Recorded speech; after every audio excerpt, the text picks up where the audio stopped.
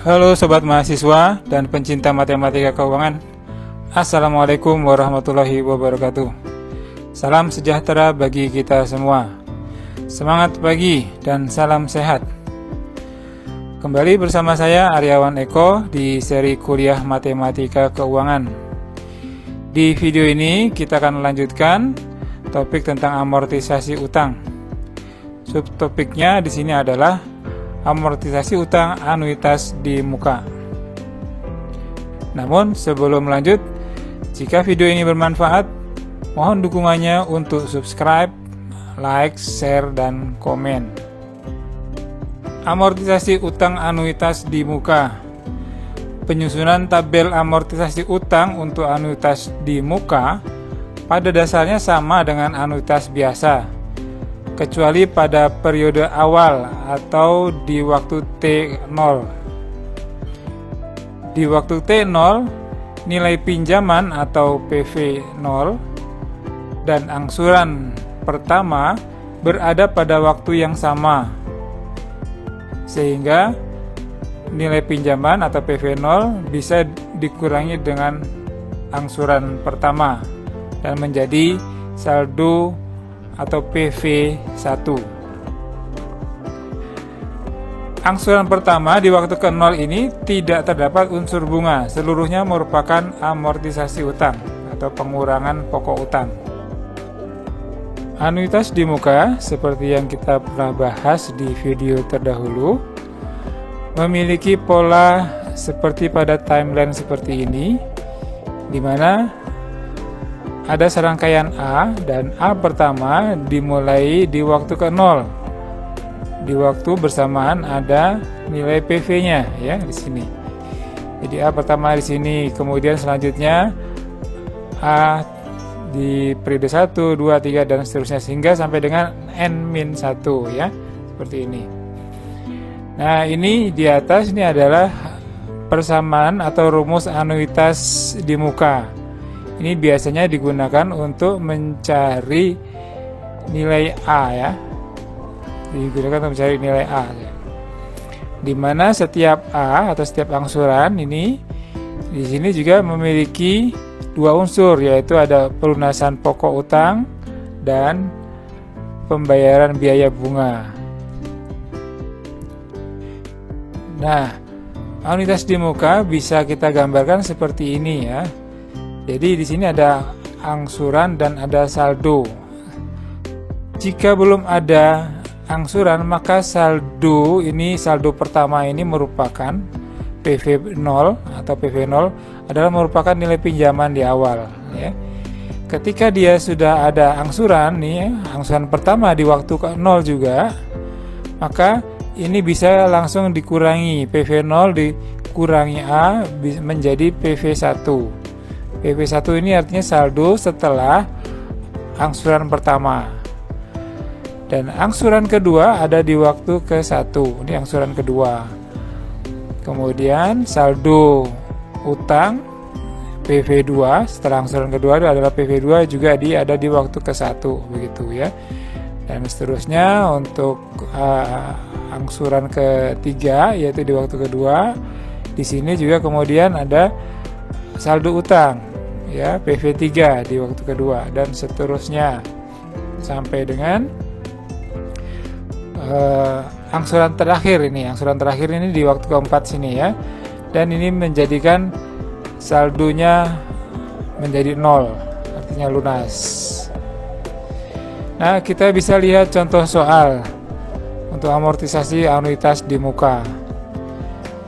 Suatu kitchen set dijual dengan harga tunai 30 juta atau dengan 5 kali angsuran bulanan yang dimulai pada hari transaksi menggunakan tingkat bunga C12-18% per annum. Buatlah tabel amortisasi utang secara lengkap. Baik, dari ini soalnya, kemudian kita cek periodenya apa ya. Periodenya adalah tentu bulanan, karena di sini ada kata-kata angsuran bulanan ya. Kemudian kita lihat karena ini angsuran bulanan, maka tingkat bunga per periode atau I ya itu juga per bulan, yaitu 18 dibagi 12, jadi 1,5%. Dan N-nya adalah 5 ya, karena ada 5 kali angsuran. Nah, kemudian ini adalah anuitas di muka. Tandanya adalah ada kata-kata angsuran bulanan dimulai pada hari transaksi ini. Angsuran bulanan yang dimulai pada hari transaksi. Ya, setelah itu baru kita buat timeline-nya seperti ini. Di mana ada utang yaitu PV ini sebesar 30 juta, dan di sini angsurannya dimulai dari saat transaksi ini. Ya. Ini angsuran pertama, kedua, ketiga, keempat, dan kelima di sini, begitu ya. Nah, ini kita menggunakan rumus anuitas di muka untuk mencari A. Ya. Kita masukkan saja nilainya. Nilai PV-nya ini 30 juta, nilai I-nya 1,5%, dan N-nya 5 dikurang 1 ya. Dan kita dapatkan adalah A-nya adalah 6.179.980. Setelah kita dapatkan nilai angsuran yaitu sebesar 6.179.980, kita bisa buatkan timeline seperti ini ya.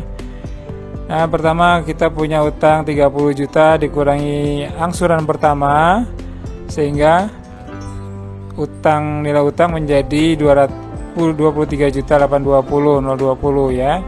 Ini menjadi seperti ini setelah angsuran pertama. Kemudian angsuran kedua sama nilainya 6.179 juga.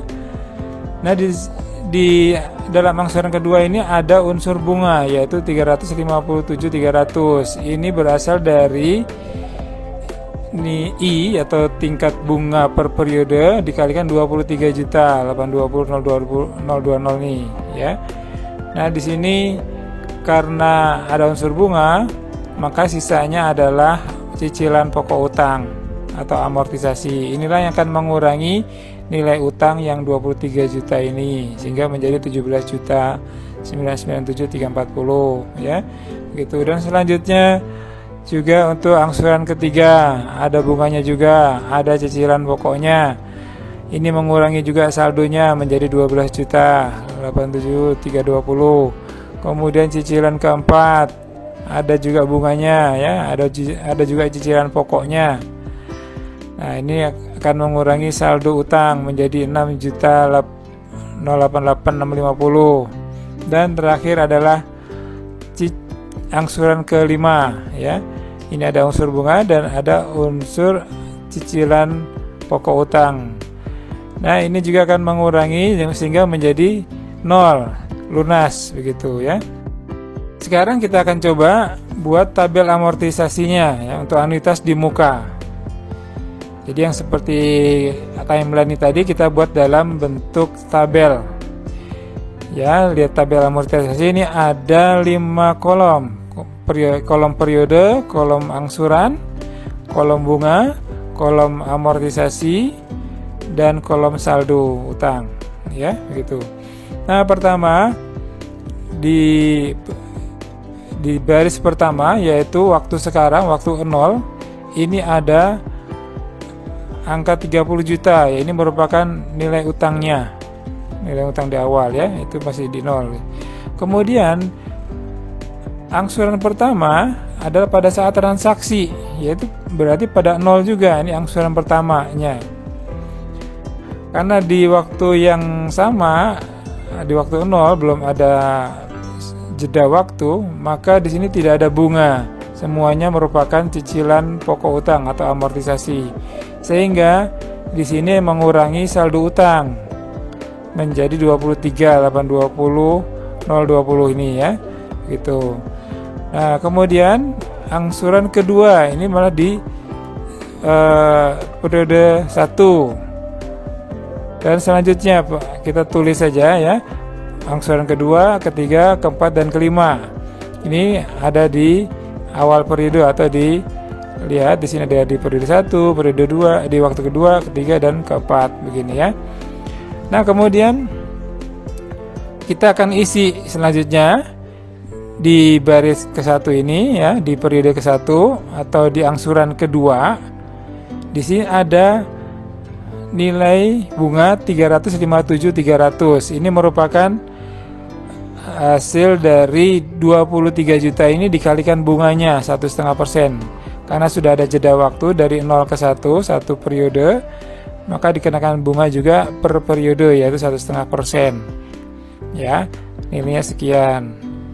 Kemudian kalau sudah ada bunga berarti unsur amortisasinya atau cicilan pokoknya adalah 5.822.680. Ini dari 6.179.980 dikurangi 357.300 ya, dapat 5 juta ini.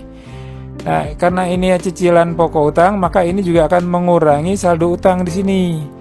Gitu, sehingga saldo utangnya menjadi 17.997.340 gitu. Dan selanjutnya juga karena di sini ada jeda waktu dari 1 ke 2, maka di sini ada unsur bunga juga, yaitu 269.960 berasal dari 1,5% kali 17.997.340 ini. Nah, karena di sini ada unsur bunga, maka di sini merupakan amortisasinya, yaitu sebesar 5.910.020. Ini berasal dari angsuran dikurangi bunga ini ya. Nah, karena di sini ada amortisasi atau cicilan pokok utang, maka ini mengurangi saldo. Ini ya, akan mengurangi saldo. Begitu. Dan seterusnya sama prosesnya ya. Kita dari sini mendapatkan bunga ini, kemudian dapatkan cicilan pokoknya, mengurangi jadi 6 juta sekian, dan terakhir juga sama, sehingga di sini terakhir setelah cicilan kelima atau angsuran kelima, maka saldo utang menjadi 0 gitu ya. Nah, di sini kita bisa lihat bahwa kalau kita jumlahkan amortisasi pokok utang seluruhnya ini, maka totalnya adalah 30 juta, sama dengan saldo utang di awal ini 30 juta ya. Karena ini jadi di amortisasi pokok utang ini adalah nilai pokok utang yang dicicil begitu ya. Kemudian di sini ada unsur bunganya, yaitu sebesar 899.900 ini. Dan ternyata banyaknya angsuran atau jumlah angsuran, yaitu 5 kali angsuran, 5 kali 6.179.980 ini adalah 30.899.900, yaitu 30 juta ini ditambah bunganya ini ya, begitu. Nah, ini adalah amortisasi anuitas di muka. Jadi dia perbedaannya dengan anuitas biasa adalah di waktu ke-0 ini ya, di waktu ke-0, dan juga angsuran. Jadi kalau anuitas di biasa, angsuran pertama di waktu ke-1, tapi di sini angsuran pertama di waktu ke-0 begitu ya. Selanjutnya menghitung saldo utang atau nilai buku pinjaman tanpa melihat tabel amortisasi anuitas di muka. Nah, ini jadi kalau misalnya kita tidak melihat tabel amortisasi yang ini tadi ya, tapi kita akan mencari berapa saldo utang di sini, itu tanpa melihat tabel amortisasi ya, maka kita bisa menggunakan rumus anuitas biasa ya. Ingat, anuitas biasa, bukan anuitas di muka ya, tapi rumus anuitas biasa gitu ini. Nah, ingat bahwa saldo utang ini merupakan PV, seperti contoh seperti ini ya. Kalau kita misalnya hitung saldo utang setelah 2 kali pembayaran angsuran, yang kuning ini adalah angsurannya. Setelah 2 kali bayar angsuran ya, seperti ini, 2 kali bayar angsuran, maka saldonya yang ini ya, yang saldonya adalah yang 17 juta ini. Nah, ini untuk mencari dengan perhitungan anuitas biasa, maka ini adalah menggunakan N yang belum dibayar. angsurannya. Jadi kalau ada 2 kali pembayaran angsuran, maka berarti ada 3 kali yang belum dibayar angsurannya, sehingga N-nya itu merupakan 3 ya, N-nya menjadi 3. Nah, gini ya. Jadi dalam rumus anuitas biasa ini N-nya 3, I-nya 1,5%, dan di sini adalah A-nya ya, sehingga mendapatkan 17.997.340 gitu. Jadi ini sama ya. Jadi itu untuk mencari nilai saldo utang gitu tanpa melihat tabel. Nah, kalau misalnya saldo utang setelah 2 kali angsuran itu dia letaknya di T1 ya. Yang penting kita lihat adalah berapa kali setelah pembayaran, sehingga kita akan tahu berapa kali periode yang belum dibayarkan begitu. Mudah-mudahan difahami ya. Jadi untuk mencari PV ini menggunakan angsuran yang belum terbayarkan. Nah, kemudian untuk menghitung jumlah amortisasi utang tanpa melihat tabel amortisasi anuitas di muka ya. Jadi ini sama juga untuk melihat sekumpulan atau jumlah dari amortisasi cicilan-cicilan utang, maka ini cukup dengan mencari selisih antara 2 PV ya, antara 2 saldo utang.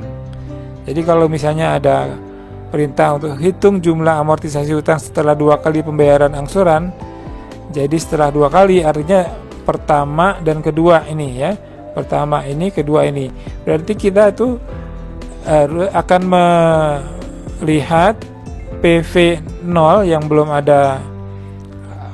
ada angsuran dan PV 2 yang sudah ada 2 kali angsuran, sehingga selisih inilah yang selisih 30 juta dengan 17.997.340 inilah yang merupakan jumlah amortisasi utang.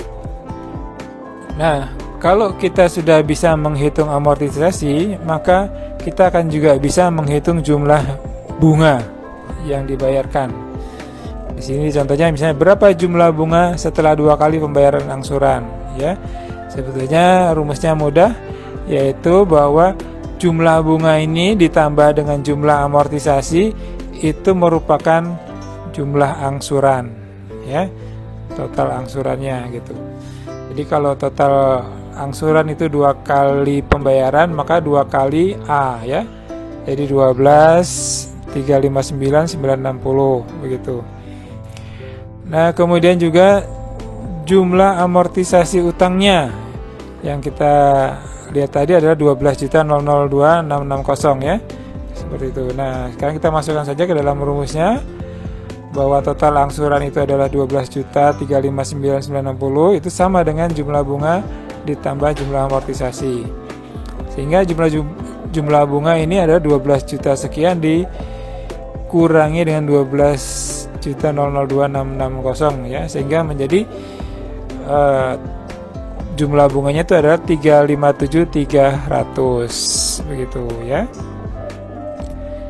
Sekarang bagaimana menghitung amortisasi utang pada satu periode tertentu ya, pada kasus anuitas di muka.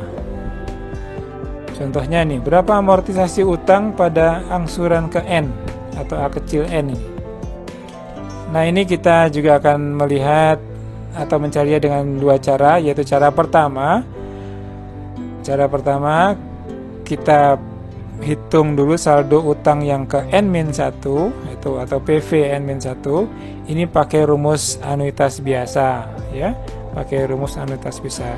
Setelah mendapatkan PV N-1, ini kita kalikan dengan I untuk mendapatkan bunga ke N ya, untuk mendapatkan bunga ke N.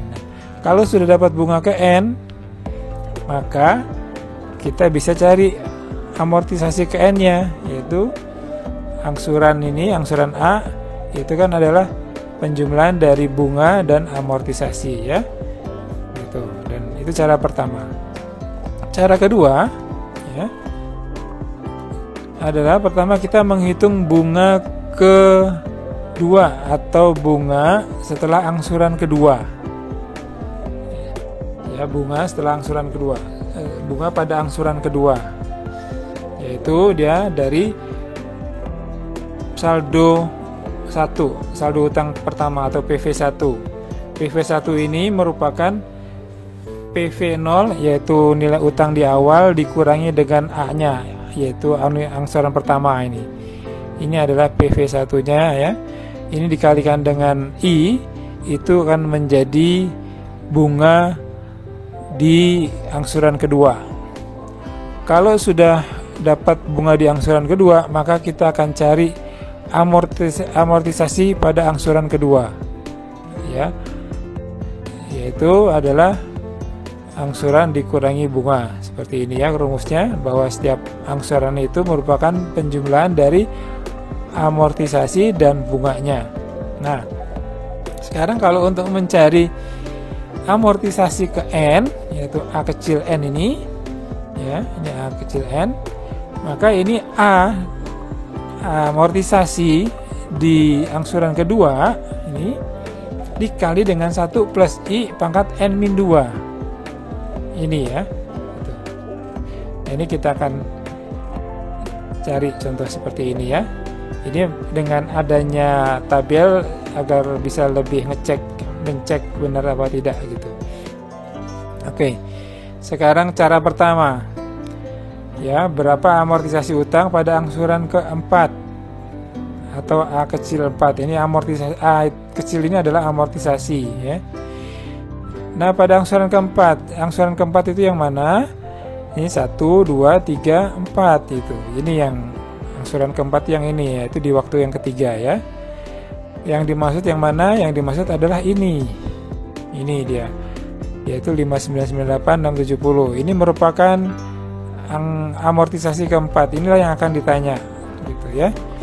Nah, maka kita harus mencari pertama menghitung PV3-nya. Karena di sini 4, maka kita menghitung saldo utang di angsuran ketiga PV3, yaitu yang ini ya, yang 12 juta. Kita bisa juga mencari ini dengan rumus anuitas biasa ya, untuk tanpa melihat tabel. Oke. Ya, 12 juta 087 320. Nah, kalau sudah dapat saldo utang ini di PV3, maka kita bisa mencari bunga yang ini. Ya, bisa mencari bunga ini karena dikalikan dengan 1,5% akan dapat bunga B di 4 ini, yaitu ya bunga 1,5% dikali 12 juta 087 320, maka dia 181.310 begitu ya. Nah, kalau sudah dapat bunga di angsuran keempat, maka kita bisa mencari amortisasi di angsuran keempat ya. Seperti ini. Jadi total angsuran dikurangi bunga, dapatlah ini gitu ya. Dapatlah amortisasi di angsuran keempat gitu. Nah, ini adalah cara pertama. Sekarang akan kita lihat cara kedua ya.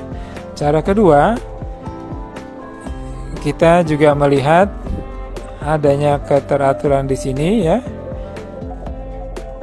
Keteraturan di sini. Jadi di dalam amortisasi utang kita lihat rasio bahwa di sini dimulainya dari angsuran kedua ya, di angsuran kedua. Amortisasi di angsuran kedua ya. Dari titik 5822680 ini. Nah, di sini kalau 5910020 dibagi dengan 5822680 itu ada rasio 1,015 begitu ya. Dan selanjutnya begini juga rasio 1,015. 0,15 ini atau 1,5% ini merupakan bunga per periode ya. Merupakan bunga per periode.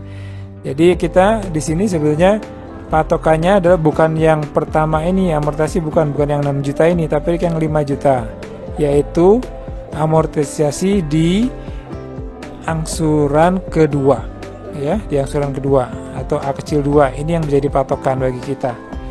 Nah, ini khusus di anuitas di muka ya, menggunakan A2. Kalau anuitas biasa yang kita gunakan adalah A1 gitu ya.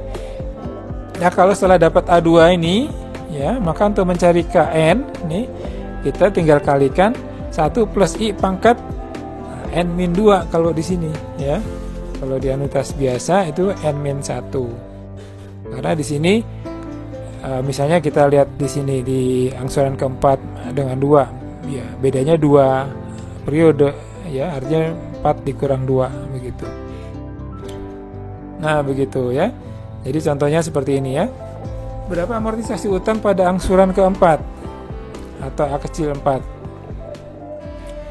Ya, ini yang akan kita tanyakan ya, yang akan kita cari. Nah, seperti tadi bahwa kita untuk di amortisasi ini, cara kedua kita harus menemukan angka 58 ini ya. 58 ini adalah bisa ketemu kalau kita dapat bunga ya yang di angsuran kedua ini. Bunga di angsuran kedua. Dan bunga di angsuran kedua bisa dapat kalau kita dapat 23 ya. 23 ini berasal dari 30 dikurangi 6 juta ini ya. Gitu. Nah, ya pertama kita menghitung bunga kedua ini. Bunga di angsuran kedua yaitu adalah PV1 ini dikali 1,5%. PV1-nya 23.820 020 kali 1,5% dia adalah 357.300 ya. Bisa difahami kan 23.820.020 ini dari mana? Ini adalah dari 30 juta dikurangi 6.179.980 ya, dikurangi sini. Nah, kalau kita sudah dapat B2 maka kita bisa mencari amortisasi di A2, A kecil 2, yaitu amortisasi di angsuran kedua ya. Tinggal total angsurannya ini dikurangi bunga. Ini total angsurannya, setiap angsuran adalah 6.179.980 dikurangi 357.300 sehingga kita dapatkanlah A1 ya, amortisasi angsuran 1 yaitu 5822680 ini dia ya. Nah, setelah dapat ini kita bisa baru menggunakan rumus untuk mencari A4 ya. Nah, hitung amortisasi di A4 ya, di angsuran keempat. Maka ini adalah A2, angsuran yang amortisasi A2 ini dikali 1 plus I pangkat N-2, 4 dikurang 2. 4 kurang 2 ini jaraknya ada 2 periode ya. Jadi 5.822.680 ini kali 1 plus 1,5% pangkat 2 itu sama dengan 5.998.670 begitu ya. Ini caranya untuk mencari amortisasi di satu periode tertentu ya, tanpa melihat tabel amortisasi. Ini untuk kasus anuitas di muka ya. Jadi bedanya dengan anuitas biasa ada di poin A di sini tadi, di A2. Kalau anuitas biasa adalah A1 ya, begitu. Nah, demikian yang bisa saya sampaikan untuk anuitas di muka. Jika video ini bermanfaat, mohon dukungannya untuk subscribe, like, share, dan komen. Terima kasih sudah menonton. Wassalamualaikum warahmatullahi wabarakatuh.